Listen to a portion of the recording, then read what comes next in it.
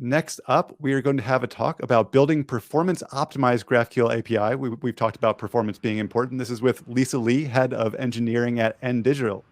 Lisa, welcome. Hi, thank you. Thanks for having me.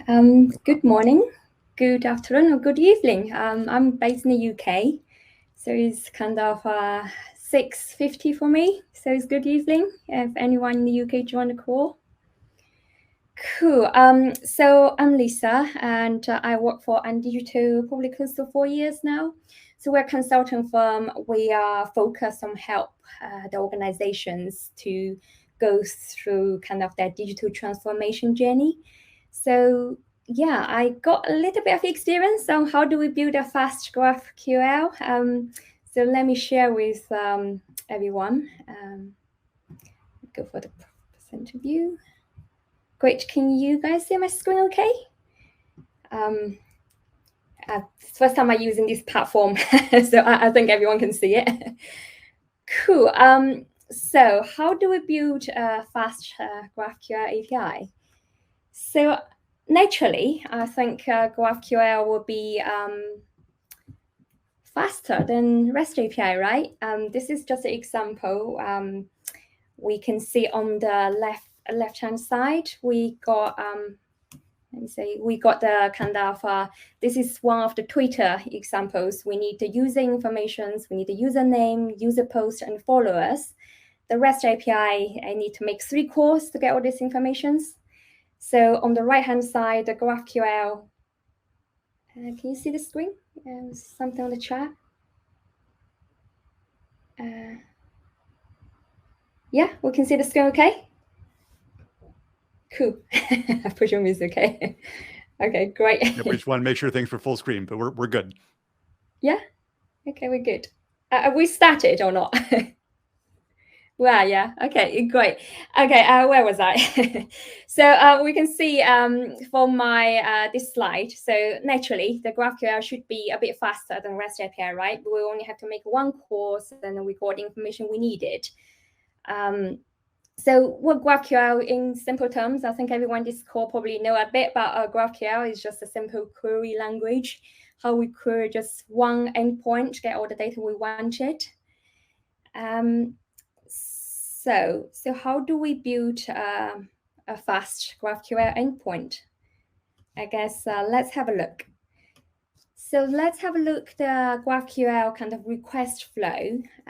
This is really with, I guess, any kind of a REST endpoint, any request coming.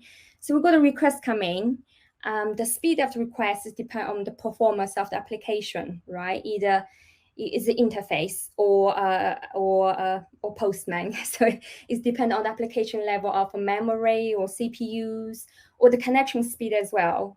So the request travels through to the API layer. So for us, right, it would come to the kind of the GraphQL space, and then we come to the resolver. The resolver is kind of, we make sure what the request is accepted, and then we go to fetch the data from the data layer. So the data source could be a database, could be a third-party API endpoint, and we will combine that kind of in the resolver stage when we talk about the GraphQL kind of ecosystem. So naturally, from this, really, from the request and the data source, we don't really too much control of it. So really on the kind of the API layer and the resolve layer, we can have a control. How do we actually make that faster, right? So how do we make this faster then? So let's have a look what is in here.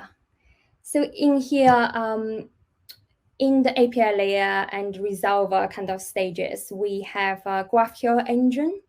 In there, when we receive the request, then we have to phase the query. The request include the header and the query kind of type.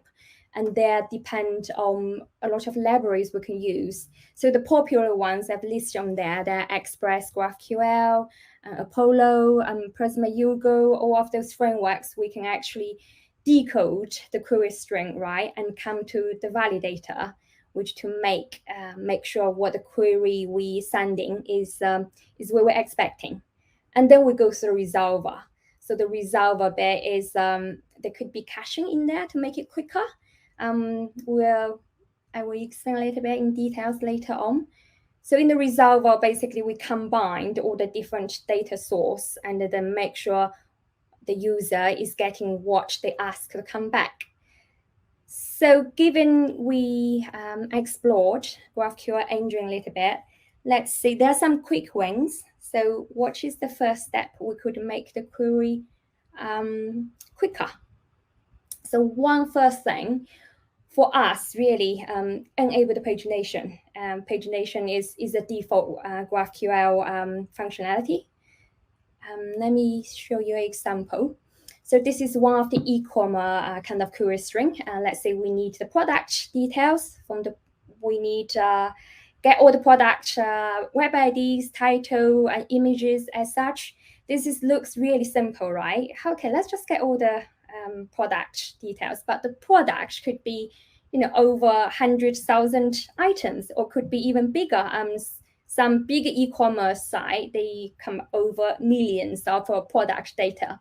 So really, the best practice to make the query a lot quicker, improve the efficiency, is to use pagination, right? You start with 0 and limit 500, and once you get it back, you would have a kind of a next curse back and carry on request. So it's kind of like a for loop thing, rather than we can wait for 10 minutes, get all the products back.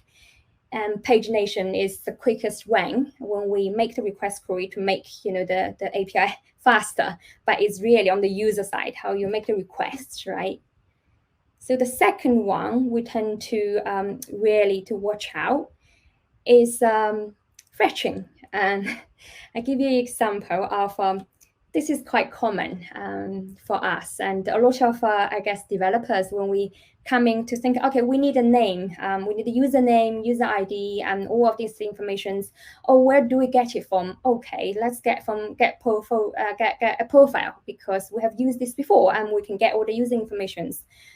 But if we think about what is this query is doing, we go to resolver, which is one first layer of get profile, and the second layer of resolver is get the user. So really, it's two loops to get the information we needed. It's called overfetching. So really, the best way to get the information you just needed is really get what you need. You don't need to go to get the hierarchy of get profile to get the user details. So limited overfetching is one of the another quick way to make sure your API is return the fast. The third one is a really easy one as well, but I think as engineers, we probably sometimes, it's easy to read, right? And this is an example to get all the films. We need the ID, we need the title, we need image, and whatever the information we need. We think, this is really a human readable version, right? A lot of our code, we just put this in or get the query. But we bear in mind, when we make the request, the height room, or the size matters, right? The query size matters. But if we have a quick win, the best practice is we minify it. We don't need to do anything. We just need to trim the space so that the size of the query, the output, is already 41% saved. Just a simple thing. When we can just implement it in one place, and you make the request place, you just need to minify the query before you send to the server. So that's really a third quick way to really make sure so that the decoding there and then the transportation get to endpoint is much faster because the size is smaller. Then let's come to the fourth one. Okay, this is require a bit of work. I have got this image from one of the the best practice providers, and then it talks about the image is slightly small. I hope you can all see it. So it is called caching, the persistency of query. So you can see, I think it works in some scenarios, such a product, because they change less. So when people make the query, such as you want to request for a collection of PDP, like product detail page, and PLP, like product catalog page. So all of the information does not change regularly. So when we make the queries, we can actually save the query string and save it in the cache. So the next time we can actually, in some scenarios, we can replace like 22 kickback of query with 64 byte of hash. So it's identify what query you make and store it, and then return it back. And this is when you haven't got the storage at all, right? If you don't store it, you always make the same query. But if you do store it, on the right-hand side, you can see once you got it, it's optimized the request. You're coming much quicker. But this is only works for the data which you think is not going to change all the time. For some scenarios, such as user session, right, or the user behaviors on that side, there's those user cases because it changes regularly, and the recommendation is don't cache the data which you think is going to change regularly. And this does require a bit of work, really depending on what data we're fetching. We want to implement kind of this session hashing the query string and to store it in kind of like the caching layer. But if such as product data is a huge kind of a query string which it does not change regularly, maybe once every month or even on a weekly basis, that is still worth storing it. That's caching. The fifth one, okay, this is the server side join. So this is similar to kind of N+1 issues. I think a lot of people probably experience this. What happens is you can see the query string is really simple. We just request, author's information. We need a name of the author. We need book and what books they actually written and the title of the book. The query string is really simple. So what we done in the kind of scheme layer, right? We got we identified 3 types on the resolver layer. So what we do is, okay, let's get it all and return it back. But what happens when from the resolver layer, we get to the SQL layer, which is database, right? You can see it's called procedural SQL. So we select all from auth, and then we select books from the auth ID. On the example here is 1, but you can imagine it could be, thousands or hundreds thousands of data of the IDs in there. So therefore, you can see the database calls become 1, 2, 3, 4. It's kind of each request, each author, you need to make at least 4 calls that can be add on, is called N+1 issues, right? So there were recommendations instead of use the database level of getting all the data, we are using the client side of join. This is the function which we could implement on the kind of resolver layer, which is this is very similar to the hash join, right? We'll show you example in a bit. Is SQL side of it. So this is basically in the application level, right? We're using left join, make sure we are joining in the application client side rather than the database side. That's make it the filter much quicker rather than this just you can imagine this could be like thousands of database calls that could kill the server on the SQL side. So as I mentioned, the hash join, you can see this is the Oracle kind of the Oracle database kind of left join, the hash join, and this is make it the request much quicker. The previous code I showed, this is kind of customize the code, but the GraphQL do have a library. It's called the data loader. This actually can do the client side of join for us. You find the right one, and coming back is much quicker from the promised kind of resolver kind of level. So that server-side join, that is quite, you need a bit of more thought and depend on, what data we're fetching and is it worth to do the join on the server side, require a bit of logical and also the maintenance on the server client side as well. The last one I'm going to talk about, in order to build the fast GraphQL kind of API, and the biggest thing is monitoring. I list a few here. I've tried. I haven't used the graph matrix. I heard it was quite good, and inquiry here is a free one, so you could actually submit to use it. GraphQL Ruby, I tested it. It was really quite colorful, but I've used the Datadog. So I think a lot of big organizations use the Datadog for any logs. The Datadog has got GraphQL. You could enable it. You can see exactly which query at which point it is is the picks the most. Probably you can optimize it. So in one of the clients we worked with, so we actually just had AWS X-ray. We can see, end-to-end user journey, which bit is going really slow.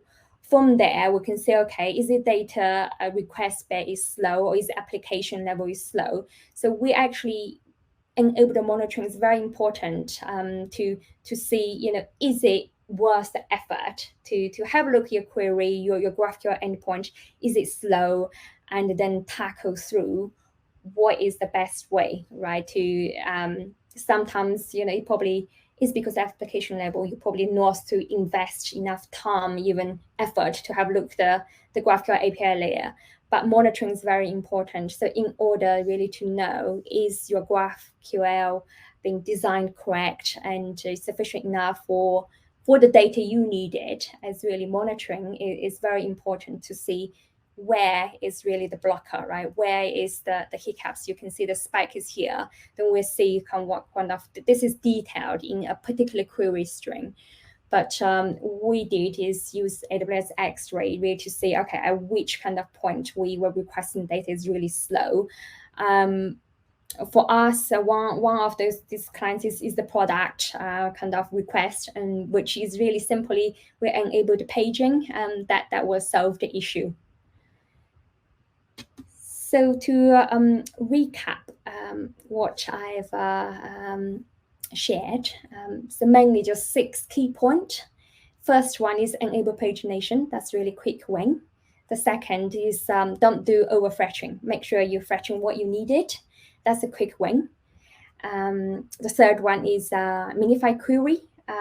That's a really quick win. You just make sure you really minify, what your request to the server side. That's safe. The example I showed you, just trim all the white space. It saved 42% of the query size, right?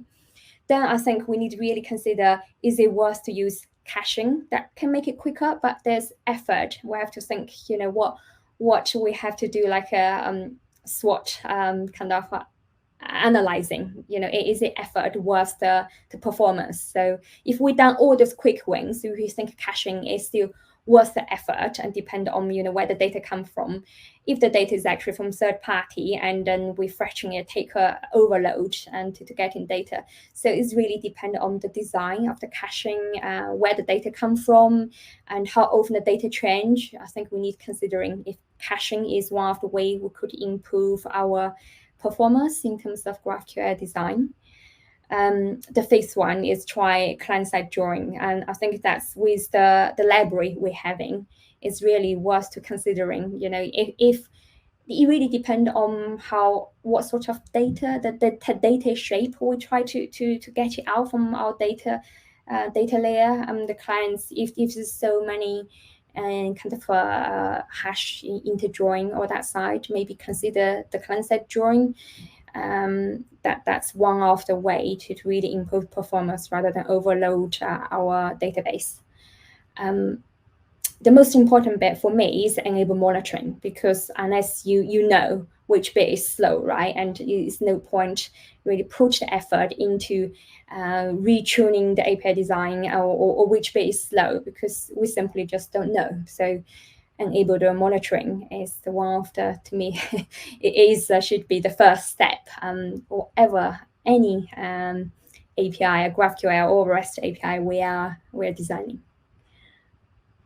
Yeah, I think I'm probably that's it. Am I?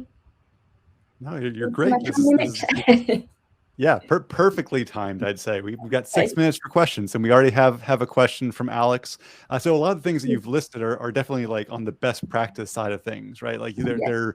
you need to communicate them to a team. How do you share this internally? Alex says, AndDigital being a large software development company, Yeah. you have different teams or clans or Yeah. communities inside the company that you share this with? Yeah. So I think there's standardization as we're a consultancy, right? Not all our clients want to use GraphQL, right? There's the knowledge we need to understand, and then we normally make recommendations within AndDigital. We have a lunch and learn. We have a certain standardizations. We using conference to share this knowledge. What is the best practice, right, in terms of API design, not just GraphQL. They include REST API as well. I think a lot of those good. The 3 quick win, I think, is not necessarily just GraphQL, right? You can think it's any endpoint should really have those. And the principle, I think, he apply for all, right? It's just different. I guess GraphQL is more so because it's one endpoint. Especially the minified query bit, I think, because the one endpoint depends how big is your query, and minified query is probably more important than if you have a REST endpoint. Your request probably just on the URL, right? There's not much maybe payload. So I think the share is standardization, is recurrence learning, lunch and learn, and perhaps there is a standardization. The best practice you share in the groups. It is the bigger the organization is, the standardization is difficult, right? Mhm. So I think for me, it's a centralized knowledge share platform. Whatever your organization use, it is not easy, but I think we can do lunch and learn is something to really broadcast it, what we believe. I think a centralized certain standard software kind of a design practice in one place, and people can see it, make recommendations. That's one of the key things for me. I think that's all organizations should think about how that kind of knowledge share to be centralized. Perfect. And we have a question from Jaren. Is there any particular reason to introduce the cache in the resolvers instead of leveraging GraphQL server-side cache using directives? And they say, I'm assuming you're using Apollo server. Yeah, so that is an interesting one, right? I think there's pros and cons. So if you're caching it over a Apollo server, I guess, can you actually, so this one, right? If we're caching it in another kind of a caching layer, we actually not just caching we're not just caching the query, right? We also caching the data as well. So there's kind of one platform can do both. But if you just want to cache the query, I guess Apollo server, you could cache it, right? But it's kind of like a minifier.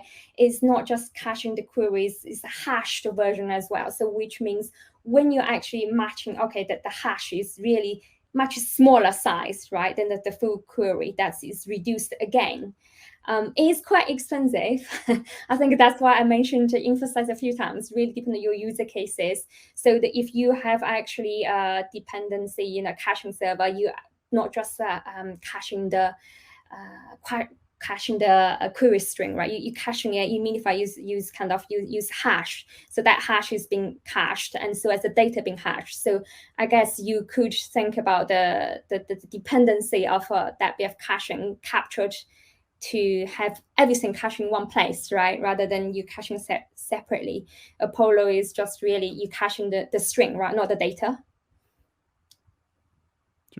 I've got actually a question around client-side joins that you were kind of talking about. Like one of the superpowers in GraphQL is kind of this idea of like being able to bundle all that together. And as it turns out, sometimes that's a superpower, but also query complexity can get out of hand very quickly. Is there like a level or a best practice that you've kind of got internally around what level of complexity you need to move away from the nesting? Yeah, so that's the thing. I think